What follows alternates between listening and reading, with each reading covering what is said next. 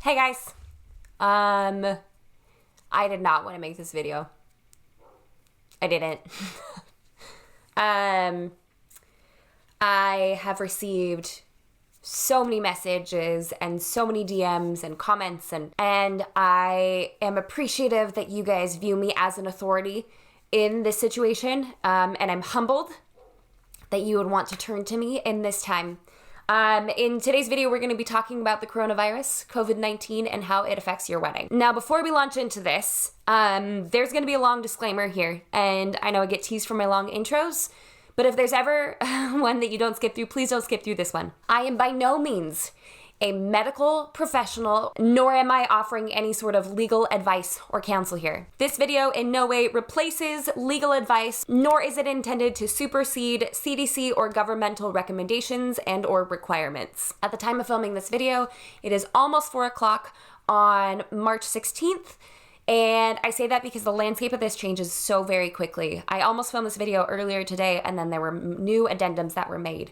So I'm glad I waited. But if you are watching this in a week, things might have changed. So just keep that in mind. I have done a ton of research over the last few days, and will do my best to relay the small bits of information that I know in an unbiased way as possible. But I also do encourage you to do your own research. And I have to trust that at the end of the day, you and your spouse-to-be are going to be prudent and wise when making decisions about your wedding day moving forward. Because at the end of the day, you will need to be the one that decides what to do with this information, unless otherwise directed by authorities or the CDC, or perhaps by your venue and or catering company who may choose to push or postpone your event on their end. I am simply a wedding planner with a platform who cares deeply about each and every one of you, and whose heart aches for her industry. So it's tough. If you are experiencing stress or concern about your event in the midst of the coronavirus pandemic that's happening right now, first and foremost, I'm so very sorry. Whether you are a vendor or a couple planning to get married, I'm so sorry that this is causing you stress, and I wish I could do anything I could to take it all away. And I'm going to do my best to bring peace and guidance to this situation. While I may not know everything, I'm just going to do the best I can to deliver the information that I currently know, even though this may change within the next handful of days. I don't know everything, but I'm going to do the best I can to help. So this part is for all couples, regardless of when your wedding is going to happen. Due to the shutdowns that were experienced in China, we did see a lot of factories being shut down, and 80% of wedding dresses are made in China. So we could see a delay in wedding dress production and or delivery. We could also see a delay in bridesmaid dresses, depending on where they're coming from, and potentially decor. There's probably other items that we could add onto that list, but be aware that if you are ordering something and or having something shipped for your event, there could be some delay either in the production of those things or in the delivery of those things. Now for these next little tidbits, I'm going to specifically talk to the people whose weddings are between now and the middle of May, so for the next 8 weeks. Because right now, from what I understand, the CDC recommends, and that's, I'm going to carefully use that language, they recommend banning gatherings of 50 persons or more. I also know that within an hour and a half before starting this video, President Trump suggested a ban on groups of 10 or more. On groups of more than 10. I'm obviously choosing very careful language here. So the CDC suggests a ban on groups of more than 50.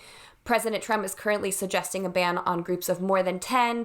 And right now I do know that the state of California has actually formally put a ban on events of 250 persons or more until the end of March. In addition to this, I know that Orange County, California, the county of Orange, will no longer be offering marriage licenses starting when you're watching this, the 17th, for the foreseeable future. So that could have some ramifications for people who are looking to get their marriage licenses. I'm not quite sure what it looks like in your county or in your state, so I encourage you to look into that. Again, everything I'm sharing here is just what I know right now, and I only know what I know for Southern California, so I implore you to please do research in your area as well.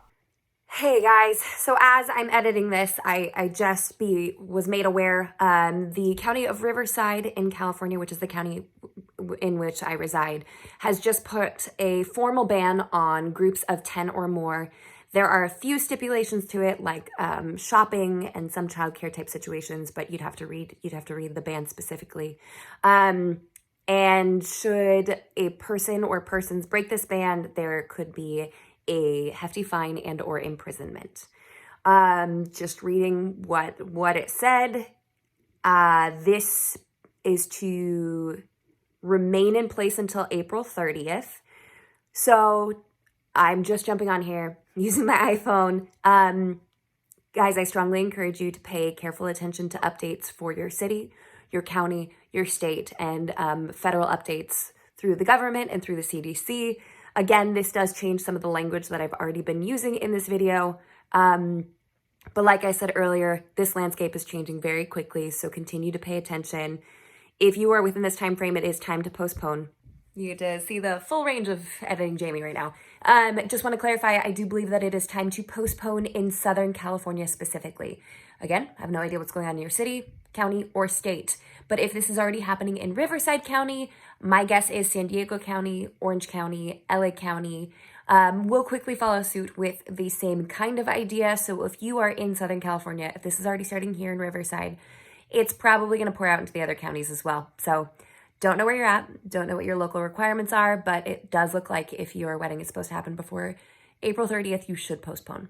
Obviously, we don't want you getting fined or going to prison for your wedding day. So continue to pay careful attention, make wise choices, and know that I'm here for you. And we're gonna get through this. So right now I'm just gonna talk to the people whose weddings are within the next 8 weeks. If you are outside of that, we will get to that in just a few, okay? And I'm gonna focus on practicalities here, like the practical steps that you should be taking. My hope is that it helps you to feel more grounded in your decision making moving forward and gives you a lot of peace and some guidance in your decision making. I think we can all agree that the ideal situation would be to proceed as normal. I also think we can all agree that based on some of the suggestions and or recommendations that I just listed, that's not possible for everybody. There is such a thing as a micro wedding and or an elopement. If you are in a position where you can gather a small group of people with an officiant and sign your marriage license to maintain that date and or to have a small and or intimate ceremony, that is an option that is made available to you if you are following all of the appropriate guidelines of social distancing, maintaining proper hygiene. I mean, there's a lot that goes into it, but I think we can all agree that that would be ideal. Should you choose to move forward with something like that, there's an awesome resource for you guys. It's called Married Livestream. This is a company that will come to your ceremony and live stream it for your family and friends. So in a situation like this where so many people aren't leaving their homes or so many people cannot travel, this could be a way that your small elopement with 2, 3, 4 people could then be shared with all of your family members and friends who couldn't make it. And then later on down the line, you can have a larger celebration. And they've graciously offered all of you guys $100 off of their services. They are doing their best to incorporate this idea nationally. So if you are in a situation where you do have people who cannot show up to your event, whether you're within this 8-week time frame or outside of it, know that they are working hard to make this a national resource for people. I do suggest that you reach out to them whenever your event is supposed to happen, because this could be an awesome opportunity for you guys. They do record the live stream so you can go back and watch it later too. So it does provide you with a video experience of your event as well. So if you are interested in doing something like that, use code Jamie for $100 off with Married Livestream. If you are choosing to postpone your event, or if you have to postpone your event for whatever reason it happens to be, here are a couple steps that I highly encourage you to take. Number 1, check your wedding insurance. A lot of wedding insurance that was purchased before the COVID-19 outbreak may cover a situation like this to help you recoup some of the losses that you might be experiencing moving forward. If you purchase it after the outbreak, what you might be seeing is addendums to the policies that will no longer cover this sort of thing. So I highly encourage you to read your wedding insurance policy very, very carefully. I don't have a broad sweeping statement across the board. You will just have to look at your policy specifically and see what it says. I do recommend that you pick up wedding insurance regardless of whether it will cover this or not.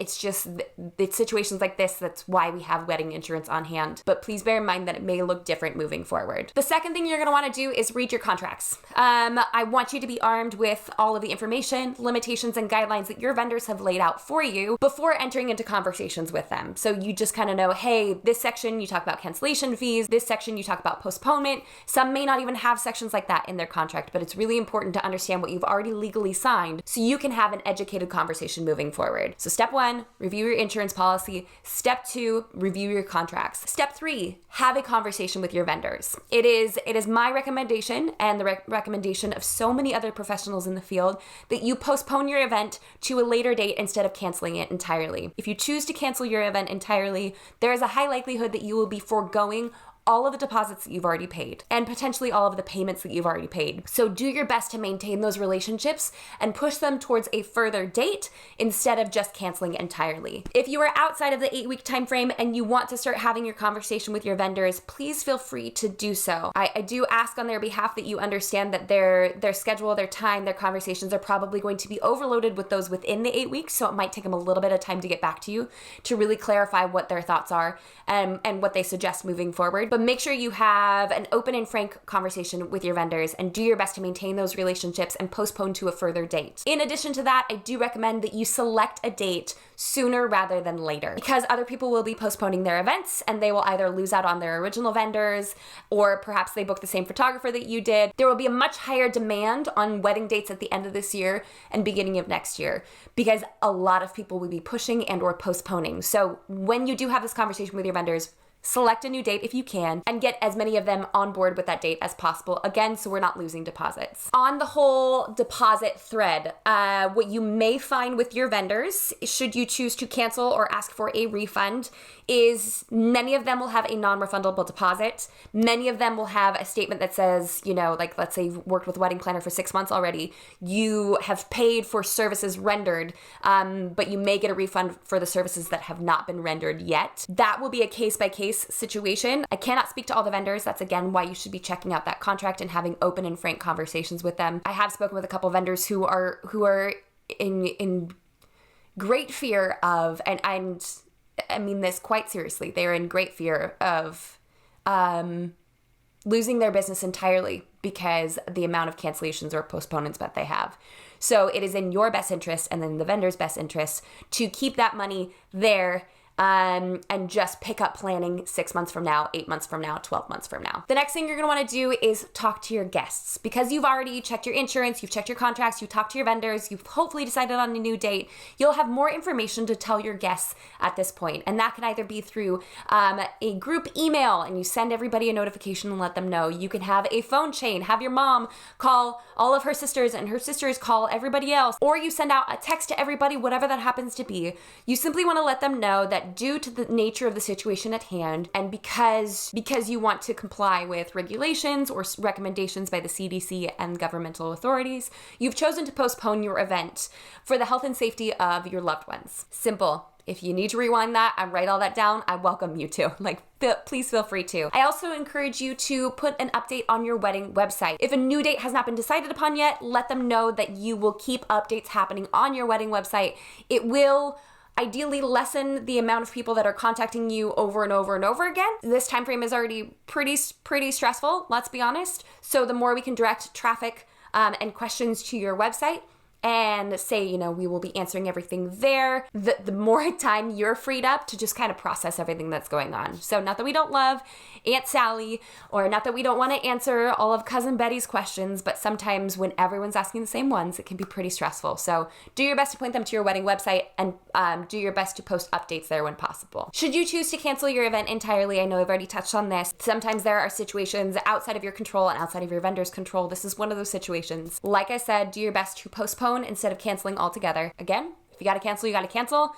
But it is my professional recommendation that you do your best to maintain that for as long as possible. If you are outside of this 8-week time frame, please know that the landscape of this has changed drastically in the last 24 hours and will continue to change moving forward. It is in my professional opinion and recommendation that you take your time.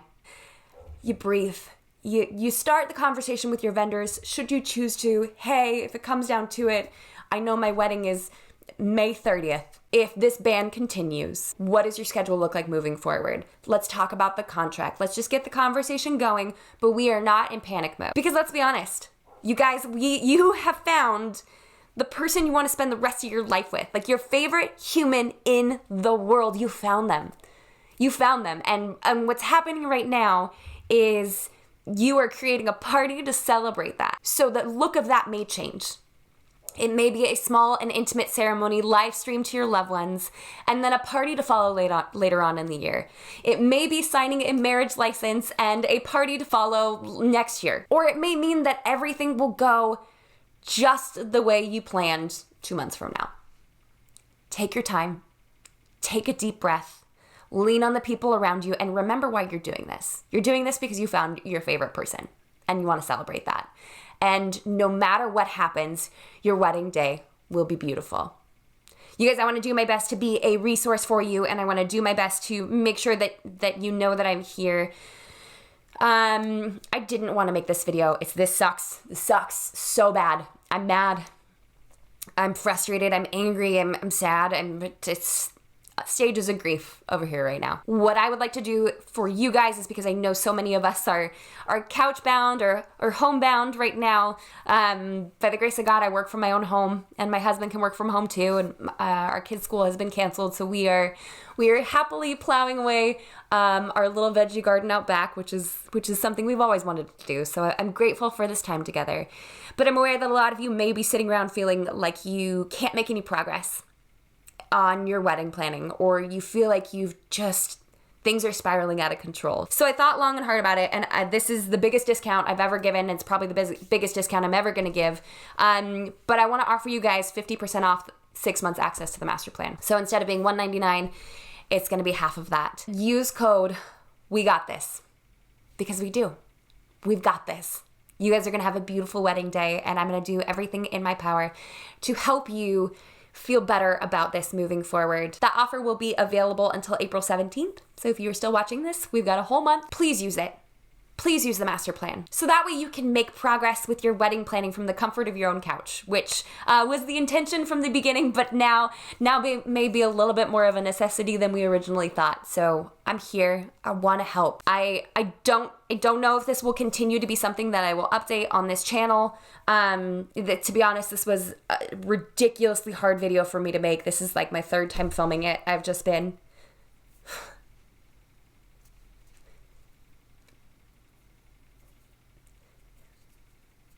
I've been kind of a wreck about it. There is hope. And you will have a beautiful wedding day. And I'm going to be here every week to make content for you. This is not going to turn into coronavirus and your wedding channel. We may do updates moving forward. But I hope you understand that I'm going to do my best to continue to create content that helps you. Regardless of what the landscape of the world looks like. It's not my intention to ignore it moving forward, but I feel like now that this is here, barring any other sort of drastic updates that could potentially affect a wedding moving forward, I'm going to do my best to proceed with business as usual. And know that I'm here, I am praying for you, I am rooting for you, and gosh darn it, you guys, we're going to have an amazing wedding day. Like, no matter what, we're going to have an amazing wedding day. And I think we can all agree on that. So I think that's it for now. Be kind to each other. Speak love to one another. And I'm going to pray for peace for you guys right now. So until next week. Bye, guys.